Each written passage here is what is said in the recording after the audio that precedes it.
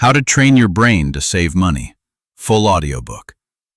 Based on How to Save Money by J. George Frederick, 1926. Here's a fact that should stop you cold. The majority of people, even those who earn good money their entire lives, reach the age of 65 completely financially dependent on others. Not because they didn't earn enough, not because life was harder for them than for anyone else, because they never learned how to keep what they earned. In 1926, a man named J. George Frederick sat down and wrote a small but powerful book called How to Save Money, almost 100 years ago. And here's the shocking part. Everything he wrote then is still true today. Because the problem of saving money isn't a math problem. It's not a budgeting problem. It's not even an income problem. It's a brain problem. And that's exactly what this audiobook is about. How your brain is wired against saving, and how to rewire it step by step so that money stops slipping through your fingers and starts building your future. Stay with me through every chapter. This is not just theory. This is a system, one that has worked for over a century. This audiobook contains 7 chapters, each one a direct lesson from Frederick's timeless principles, updated for the way we live today. Let's begin. Chapter 1. Why Humans Are Terrible at Saving. J. George Frederick opened his book with an observation that still stings 100 years later. He wrote, "The American workman has been increasing his standards of living as fast as his earning power has risen. In other words, people earn more and immediately spend more. The gap between income and savings never closes. It just gets wider." Sound familiar? Here's what Frederick understood that most people still don't. Saving is not a natural human behavior in times of abundance. When food is plentiful, animals stop hunting. When money is plentiful, or even seems plentiful, humans stop saving. It's wired into us. He pointed to squirrels, ants, and bees as examples of perfect natural savers, creatures who instinctively prepare for leaner times. And then he made a brutally honest point. A jellyfish is a more reliable saver than most humans. Why? Because we have something the jellyfish doesn't. We have the ability to rationalize, to tell ourselves stories, to convince ourselves that this expense is justified, that next month we'll start saving, that this time the splurge is deserved. Think about what happens when most people get a raise. For one brief moment, maybe a week, maybe a month, they think about saving the difference. And then lifestyle creep begins. A nicer apartment, a newer car, a subscription here, a dinner out there. And by the end of the year, despite earning more than ever before, they have exactly the same amount in savings as before. This is called lifestyle inflation. Frederick called it the central financial disease of prosperous societies. And the cure, he insisted, is not willpower alone. The cure is a system. But before the system, you need to understand something deeper. Why your instincts are working against you. Frederick identified a list of human instincts that constantly compete with the instinct to save. Rivalry, display, imitation, social cooperation, the desire to appear successful, the desire to keep up. Every time you buy something you don't truly need, one of these instincts is winning a quiet battle inside your mind. You're not being careless. You're being human. And the first step to overcoming that is admitting it. The average person reaches retirement with almost nothing because they spent their entire lives being human in the most expensive way possible. This audiobook is about becoming intentionally human, conscious of the battle, equipped with the tools and disciplined enough to win it. Chapter 2. The Will to Save. making it non-negotiable. Frederick was direct in a way few writers dare to be today. He wrote, "The absolutely primary requirement for systematic saving is the will to save, not a mere momentary impulse, not a mere general desire, but the effective establishment of a fixed, disciplined habit of saving." Read that again.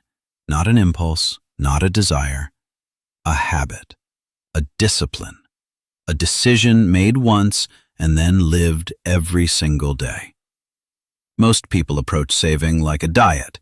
They start on a Monday. They're motivated, excited, determined. By Thursday, they've slipped. By the following week, they've abandoned it entirely, and they chalk it up to bad luck, low willpower, or just not being a saver. But Frederick rejected that story entirely. He said the failure isn't in the person, it's in the approach.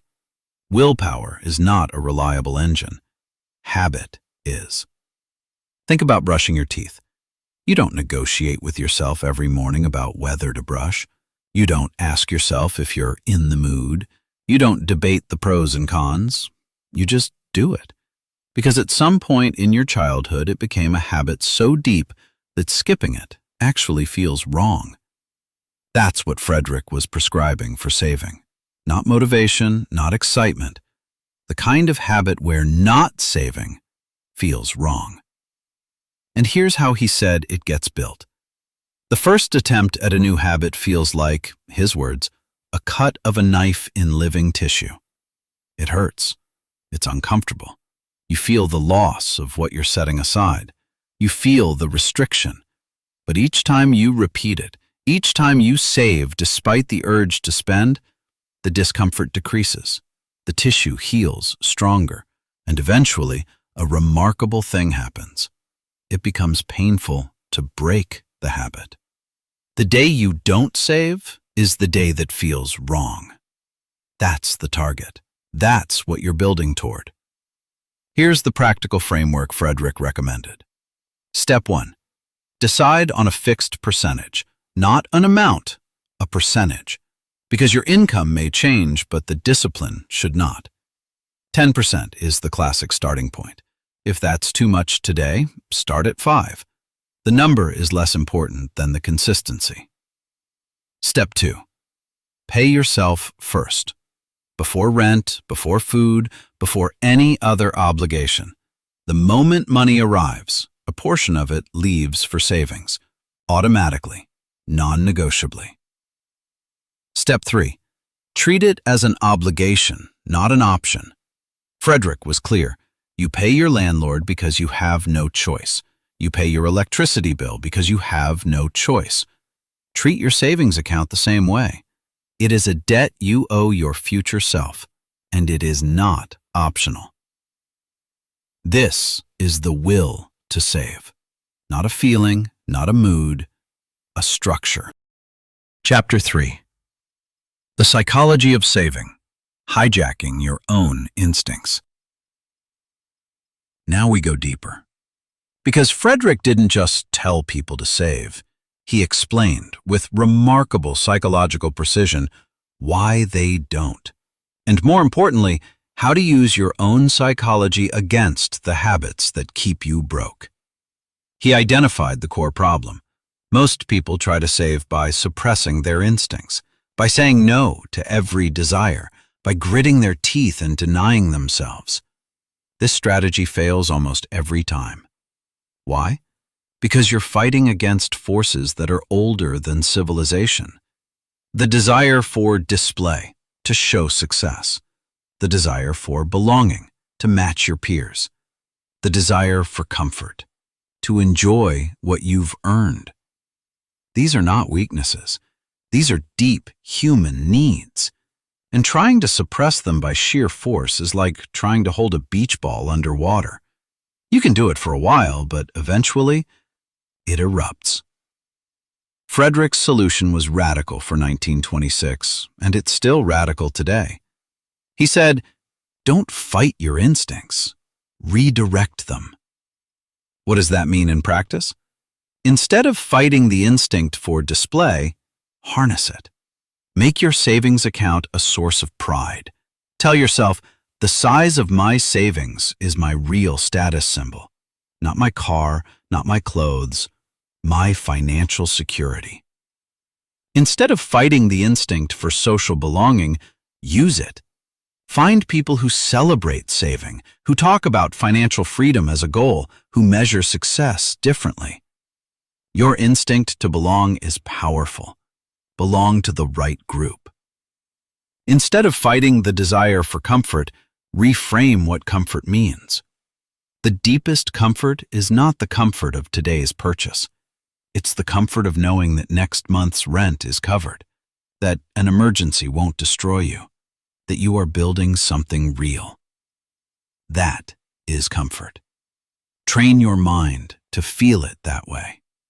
Frederick called this routing instincts over what he described as the long circuit of the mind, subjecting every financial impulse to reason before allowing it to become action. He quoted the ancient Greeks, "Of nothing too much," a break of reason upon the raw urges of the moment.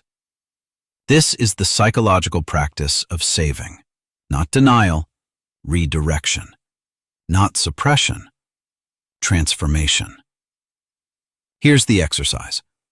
For the next 7 days, every time you feel the urge to spend money on something non-essential, pause. Take 3 breaths. Ask, am I spending to feel something? And is there another way to feel that? Not every time will you say no, but the pause itself begins to rewire the circuit. The impulse gets slower, the reasoning gets faster, and slowly, gradually, the long circuit becomes your default. Chapter 4. Budget Control, the system that makes saving automatic. Frederick wrote an entire chapter on budget control, and it was the most practical section of his book. Because while psychology changes your relationship with money, a budget is the engineering that makes saving happen mechanically. Without a budget, saving is a wish. With a budget, saving is a result. Here's what Frederick's budget philosophy looked like, distilled into modern language. Step 1. Know exactly what comes in. Not an estimate, not a rough number, the exact figure. After taxes, after deductions, what actually lands in your account each month. Step 2. Know exactly what must go out. Not what you usually spend, what you must spend. Rent, utilities, food, transportation, insurance, healthcare. The non-negotiable floor. Step 3. Reserve your savings before calculating anything else. This is the key insight. Most people do this in the wrong order. They pay all expenses first and save whatever is left. Frederick insisted this is completely backwards. Save first, then pay expenses from what remains. This forces 2 things.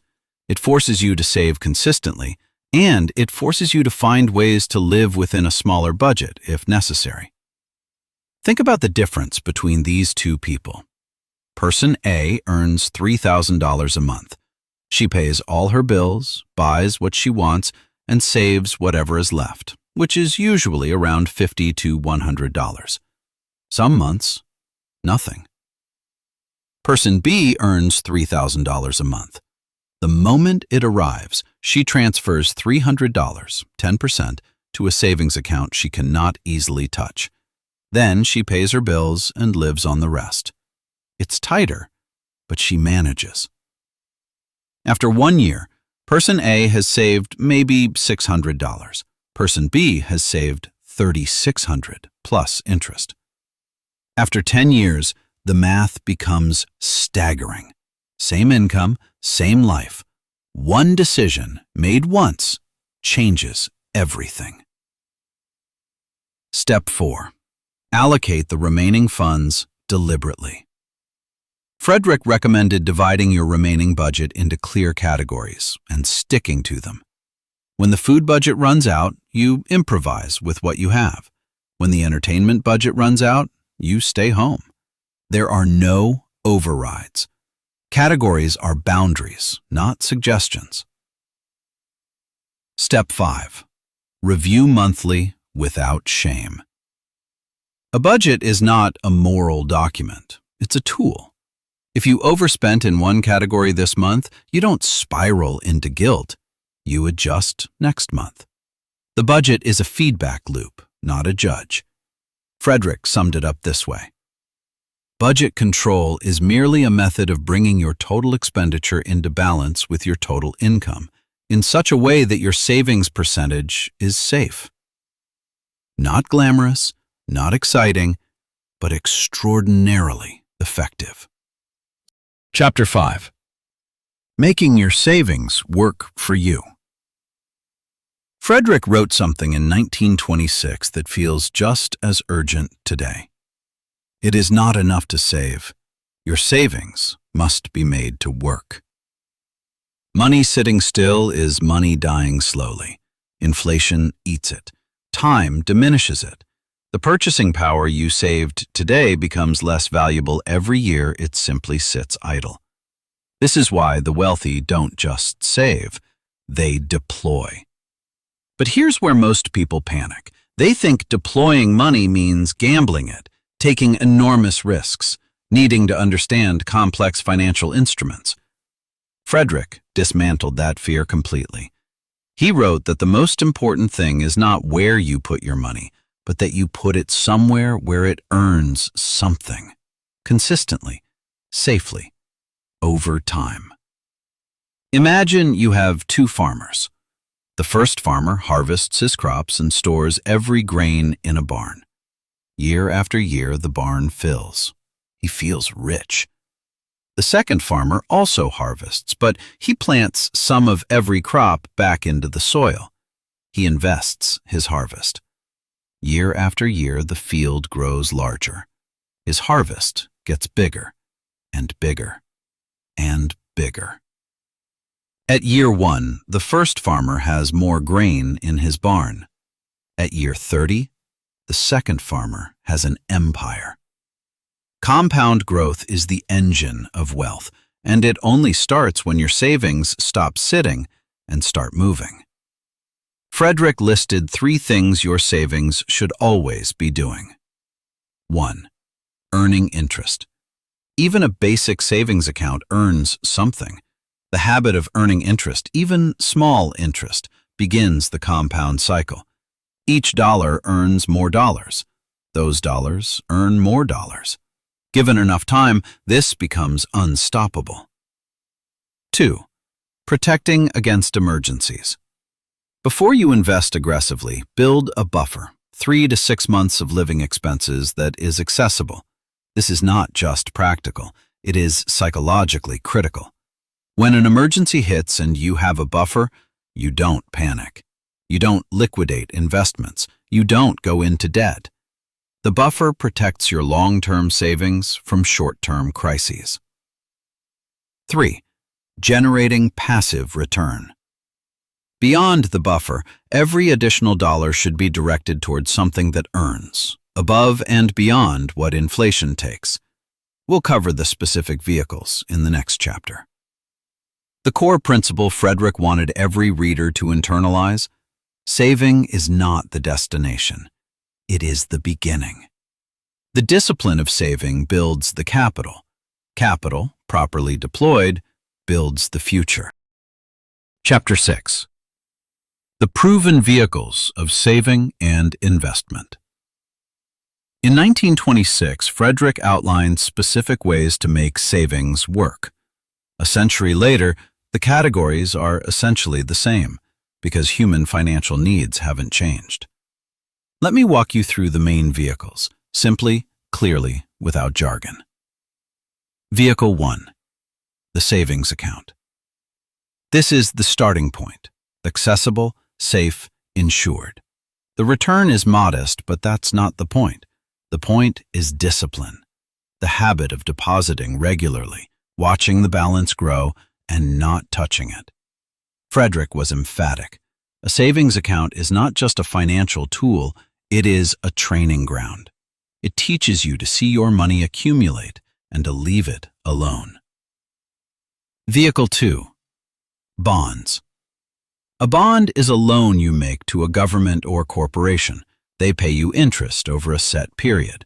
At the end, they return your principal. Frederick was enthusiastic about high-grade bonds for ordinary savers, particularly what were then called baby bonds, accessible in small denominations. The modern equivalent, government bonds, treasury notes, bond funds. They are not exciting. They are not designed to make you rich quickly. They are designed to protect your capital and generate reliable return.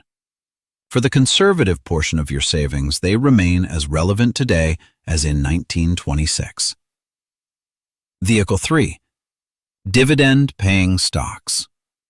Frederick was forward-thinking here. He recommended buying high-grade stocks, particularly on installment plans, as a way for ordinary workers to build equity in businesses without needing large lump sums. Today, this translates to index funds, ETFs, and dividend stocks. You don't need to pick individual companies. You don't need to time the market. You need to invest consistently in diversified, quality instruments and let time do the compounding. The principle Frederick articulated: the wise investor does not speculate, he accumulates. Slow, steady, diversified accumulation over decades creates wealth that speculation almost never does. Vehicle 4. Life insurance as savings. Frederick devoted significant attention to the savings function of life insurance, policies that build cash value over time while also providing protection. This remains a valid strategy for certain savers today, particularly those who value guaranteed returns and protection for dependents. The broader point: every major institution in your life, your employer, your bank, your government, has programs designed to help you save. The question is whether you are using them. Employer retirement plans, automatic transfers, tax-advantaged accounts. These tools exist specifically to lower the friction of saving. Frederick would tell you, use every single one of them. Vehicle 5. Real estate. Frederick mentioned property ownership as a form of savings, building equity through mortgage payments rather than rent payments that leave nothing behind. The equity in a home is a form of forced saving that has built more middle-class wealth than almost any other mechanism. The lesson is not necessarily that you must buy property. The lesson is this: every dollar you spend can either leave your hands forever or leave your hands and slowly return. Seek the latter whenever possible. Chapter 7. The Compound Life. What happens when you don't stop? Frederick ended his book with a chapter about what he called the individual worker's capital value, and it might be the most important concept in this entire audiobook. Here's the idea. You are not just a person with a salary. You are a capital-producing machine. Over the course of a 40-year working life, the average person passes through their hands an enormous amount of money, hundreds of thousands, sometimes millions of dollars. The question Frederick asked, and it's a devastating question, is this: of all that money that passed through your hands, what remains? For most people, the honest answer is very little. Sometimes nothing. Sometimes debt. But for those who applied even the most basic principles of this audiobook, for those who saved a consistent percentage, who deployed it wisely, who didn't stop, the answer looks completely different. Consider two people who both earn the same salary their entire careers. One saves nothing intentionally, spending what comes in, hoping for the best. At 65, he depends on family and government programs to survive. The other saves 10%, consistently, from the first paycheck, invests it simply and steadily, never stops. At 65, she doesn't depend on anyone. She has choices. She has dignity. She has the freedom to help others. The difference between these two lives? Not luck, not talent, not income. One decision, made once, repeated forever. Frederick wrote, "The deepest satisfaction which saving can bring is not in the money itself, but in the character it builds." Because here is what consistent saving really does. It proves to you over and over again that you are capable of discipline, that you can delay gratification, that you can build something long-term, that the future matters to you. And people who believe that about themselves, people who have proof that they can commit and deliver on that commitment, those people build more than savings accounts. They build lives of extraordinary quality. The compound life is not just about money compounding. It is about character compounding. Every day you save is another day of proof that you are someone who does what they say, someone who plans, someone who protects what matters. That is who you are becoming, starting today. Closing.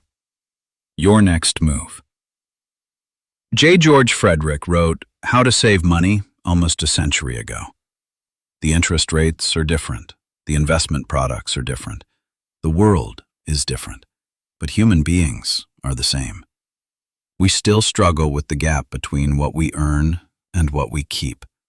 We still fight the same instincts. We still feel the same pull toward spending and the same resistance toward saving. And the solution, a century later, is identical. Decide once. Build the habit. Make it automatic. Put your savings to work. And never stop. You don't have to be perfect. You don't have to be wealthy to start. You don't have to understand everything about investing before you begin. You just have to begin. Open a savings account if you don't have one. Set up an automatic transfer for next payday, even if it's small. Then do the same the payday after that. That's it. That's the whole strategy in its most essential form.